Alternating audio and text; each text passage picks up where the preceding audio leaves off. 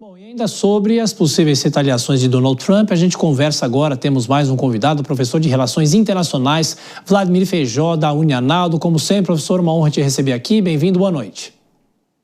Boa noite, Thiago. Uma satisfação estar de volta e poder contribuir com as discussões. Bom, professor, é uma discussão, claro, que tem a ver com questões diplomáticas, mas há uma mistura da política com a economia.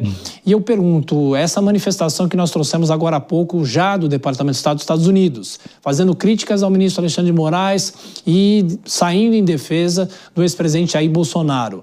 É um ataque à soberania, não é? Essa é uma questão de visão. O que é possível falar nesse momento? Porque a relação do Brasil com os Estados Unidos, que já vem difícil nas últimas semanas, deve se ampliar essa rusga entre os dois países, não é, professor? Sim, deve sim, é coerente com a postura que vem o secretário de Estado, Marco Rubio, adotado no ambiente internacional, buscando alinhamento automático com o Trump, esse grande jogo geopolítico que ele imagina que está antecedendo uma eventual nova Guerra Fria ou escalonado caso aconteça uma terceira guerra mundial, e exige alinhamento automático, dentre outras coisas, envolvendo ter aliados de primeira monta e, portanto, dentro do Brasil, a atual gestão do executivo não é coerente com essa expectativa, assim como o Jair Bolsonaro, se obtivesse um segundo mandato, seria diferente, muito mais próximo.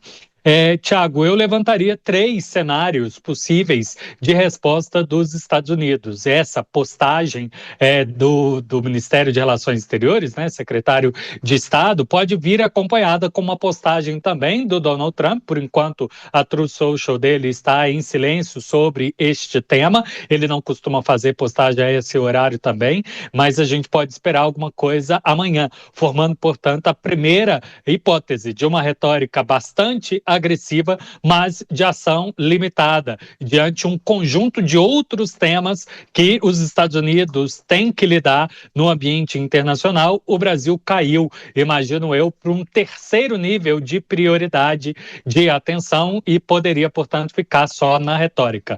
Na segunda hipótese, exatamente oposta, a gente teria o escalonamento das sanções, com novas medidas econômicas, não só a aplicação da Lei Magnitsky para outras autoridades brasileiras, mas assim como fez contra a Índia recentemente, aplicar chamadas sanções secundárias por países que fazem comércio com países sancionados pelos Estados Unidos. No caso da Índia, foi justificada a Rússia. O Brasil também poderia sofrer esse tipo de sanção secundária. E uma terceira hipótese seria a utilização de pressão diplomática, abrindo o Donald Trump ali naquela linha dele de buscar um prêmio Nobel pela paz, o pedido de um canal paralelo para o diálogo Brasil e Estados Unidos, quem sabe sugerindo a intermediação do México ou de outro país, para ver se essa relação poderia ser aperfeiçoada com a ingerência ou com a ajuda de países que seriam amigos recíprocos dos dois países. Por enquanto, eu não consigo fazer uma aposta exata de qual seria desses 3 cenários o mais provável. Perfeito. Agora, Nelson Kobayashi, a pergunta. Professor Vladimir, um prazer falar contigo. A minha pergunta, professor, é se, diante disso, dessa decisão do ministro Alexandre de Moraes de prisão domiciliar ao ex-presidente Bolsonaro, não teremos a oportunidade de uma prova real envolvendo o presidente americano para saber, de fato, qual era a motivação da tarifa, da taxação de 50%? Não da imposição da Lei Magnitsky, mas da taxação de 50%, porque se aquilo que estava na carta for verdadeiro, teoricamente isso deveria impactar agora nos acordos, na negociação envolvendo a taxação. Como o senhor analisa isso agora do ponto de vista da expectativa da reação americana ou da não reação? Exatamente. Se o Donald Trump fez questão de colocar nos 3 parágrafos, um dele específico sobre a situação eleitoral, a ingerência de política e o ambiente geral sobre a liberdade de expressão, o Donald Trump, de acordo com a postura dele, é de se esperar que confirme essa visão e, de alguma forma, insista que nas negociações sobre alíquotas isso entre dentro de pauta de negociação. E como já foi visto agora há pouco, né? Todos nós pudemos ouvir o comentário. Do lado brasileiro, a postura que o Lula encaminhou os emissários é de que o tema de separação de poderes, ele não tem autonomia de negociar e, portanto, não deve ser discutido. Então, é de se esperar, sim, uma postura, se o Trump vai deixar isso de lado ou vai insistir no tema. Caso ele insista, eu acho que a gente vai enfrentar uma barreira e, portanto, um bloqueio e não haveria chance da negociação diplomática, restando para os setores econômicos brasileiros e, em especial, os setores econômicos dos Estados Unidos fazer o lobby interno e, quem sabe, aumentar a lista de exclusões, já que o tema da diplomacia entre Brasil e Estados Unidos ficaria cada vez mais difícil. E volto a levantar uma das hipóteses, né? Se houver uma escalada de sanções nesse aspecto diplomático, a gente pode ter a retirada do corpo brasileiro, né? A diminuição por determinação dos Estados Unidos, ou até a declaração de que os representantes do Brasil de alto escalão seriam persona non grata, demonstrando, claro, estranhamento dessa relação, exigindo o Brasil começar do zero, tendo que procurar novas pessoas, quem sabe, né, que poderiam ser aceitas para esse diálogo. Professor Vladimir Feijó, hoje durante todo o dia veio a informação de que o presidente Lula estaria pensando em ligar para Donald Trump, mas apenas assuntos econômicos seriam discutidos. Claro que não tem como garantir o que ia acontecer, quando essa conversa pode se dar, mas eu queria perguntar em relação à diplomacia brasileira. É algo que o presidente Lula deveria fazer ou ele corre riscos?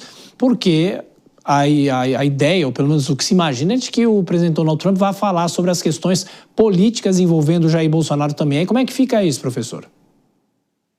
Tiago, essa semana que passou, eu estive presente no Encontro Nacional de Relações Internacionais, não só como palestrante, mas ouvindo pessoas mais gabaritadas do que eu em análise de política externa, e foi unânime ali uma ideia de que acabou, pelo menos por enquanto, a chamada diplomacia de Estado, tanto do lado brasileiro quanto do lado dos Estados Unidos. Nós temos prova de que os funcionários de carreira foram escanteados e colocados no lugar pessoas, pontualmente, sejam o chefe de Estado, preferindo essa relação direta com a contraparte, ou pessoas de confiança especial dele. Então, no caso dos Estados Unidos, a gente tem o Mark Rubio, no caso do Brasil, o assessor especial, o Celso Amorim, no lugar da diplomacia tradicional. Dessa forma, seria realmente, como sinal do tempo atual, extremamente importante, em vez de usar os caminhos tradicionais, que o Lula tanto anda criticando, que o Trump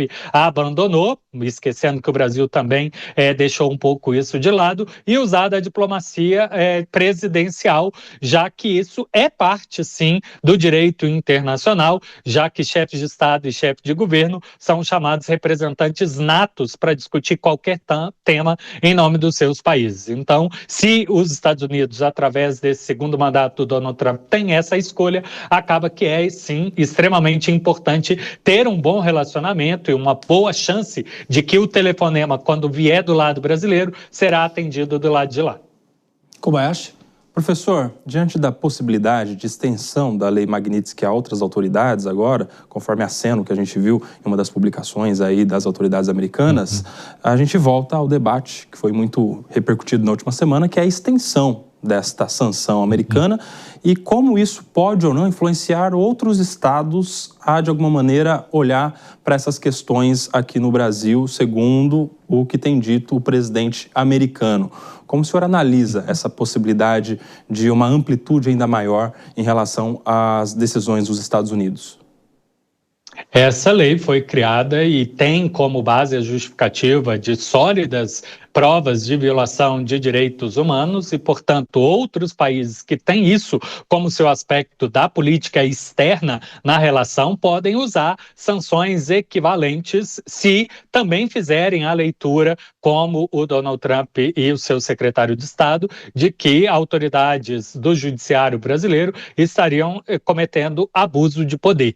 A gente tem, em especial, o núcleo dos países da OCDE, boa parte deles países europeus. E ali dentro, a União Europeia poderia, como representante de boa parte desses países, determinar uma sanção conjunta. Ou então, isso ficar a cargo de cada governo nacional. E aí a gente tem uma provável dificuldade de unidade europeia para dar sequência a esse tipo de sanção. Imagino eu que aqueles aliados de primeira linha do Donald Trump, especificamente, poderiam seguir esse tipo de sanção, mas sem grande questões mesmo de surtir efeito de pressão dentro do Brasil. Falo do caso da Hungria, por exemplo. Outros países europeus que são críticos ao trumpismo ou de aliados ao trumpismo, talvez possam olhar a atuação do judiciário brasileiro como um exemplo a ser seguido dentro dos seus países e, portanto, se essa for a leitura destes,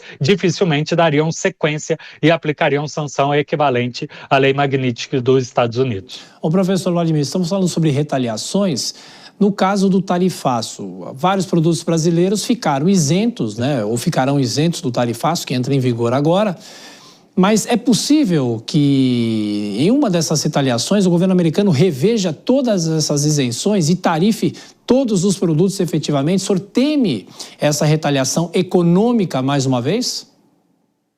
Ela sim está dentro da pauta de possibilidades, Tiago. A gente tem que descobrir o quão efetivamente essa lista de exceções é fruto do lobby da economia americana e dos empresários americanos que ganham muito dinheiro exatamente com essa interconexão Brasil e Estados Unidos, ou quanto foi decisão do Donald Trump de isso não afetar a inflação dos Estados Unidos, evitando, né, que produtos essenciais ao funcionamento da economia americana mine a sua opinião pública. Caso o primeiro seja a verdade, é possível que essa lista de exceções será mantida. Caso o segundo seja uma questão de opinião pública, ele pode tentar reverter e angariar votos dizendo que ele está lutando em favor da liberdade, e isso pode ser que o eleitorado americano que não acompanha o dia a dia do Brasil tenha chance de aceitar esse tipo de discurso. A minha maior visão de possibilidade é a aplicação de sanções secundárias, portanto, a exceção seria mantida, porém a aplicação de alíquota superior sobre a justificativa de colaborar com a Rússia ou colaborar com o comércio do Irã, já que o Brasil importa fertilizantes daquele país, poderia entrar na lista de justificativa. Professor Vladimir Feijó, de Relações Internacionais, mais uma vez participou da programação da Jovem Pan. Como sempre, professor, uma honra te receber aqui. Boa semana, voltaremos a nos falar. Um abraço. Espero que em breve. Abraço, bom trabalho. Sem dúvida.